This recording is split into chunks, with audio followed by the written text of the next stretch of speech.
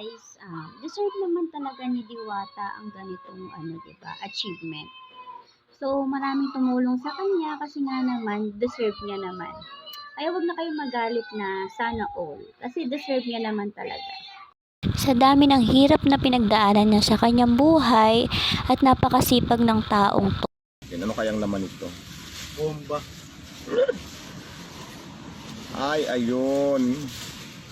Sombrero siya. Sombrero. Maganda. Bait naman customer ko, diba? May nagbigay sa akin ng mga damit, mayroong pang cash, mayroong sombrero. Ayan, mabait naman customer ko. Mga gwapo pa. Mamaya, mapakita. Customer ko lang sa Diwata Mini Mart. Ayun yung Mini Mart ko. Mga buwibili lang sila dito. Ganon kababait ang mga customer ko dito, guys. Kaya yung mga inditira dyan, Diyos ko, pakabait din kayo. Para mabigyan kayo. Hindi yung ginagawa nyo lang lagi, puro panghusga para bantayan ako. Ay kung magtinda-tinda rin kayo sa mga gilid-gilid. Tapos, yun. Sige boss, salamat. Yun nga, I love it. Sombrerong mahal. Mamahalin siya at saka. Ikaw mo nakabukas na. Na-discharge ka niya. Ilaw? Ano? Turn light. Ayan, yun nga. Nagmula sa kalangitan, lumagapak sa kalupaan, narito na sa inyong harapan ang nag-iisang diwata na mukhang kawatan.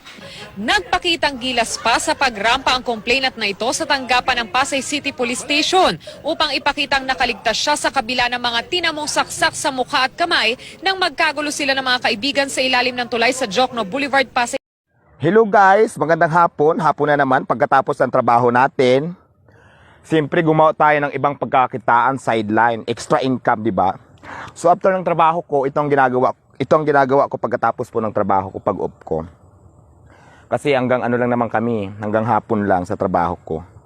Ngayon marami pang pwedeng pagkakitaan dito sa Manila pag masipag ka lang. Ipapakita ko lang sa inyo. Ayan, nandito ako hindi ito probinsya, Manila din to. Ayan, marami ka dito pwedeng pagkakitaan. Pakita natin, ayan ha. Ayan. Ayan. Ayan siya. Napapunta na ako. Medyo matubig eh. Ayan oh.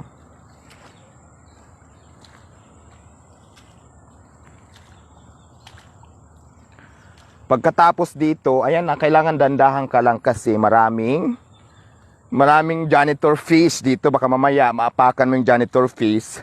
Mag-away kayo. Ayan. Nakikita nyo ba yan? Bangka, di ba? Ayan, oh. Bangka. Yung bangka na yan, puro kangkong yung laman niya. Ayun. Ayoko nang pumunta doon kasi nakaputi ako ng damit. Ayan po, nakikita nyo yan. Ayan. Pagkatapos po niyan, ay binibenta ko yan.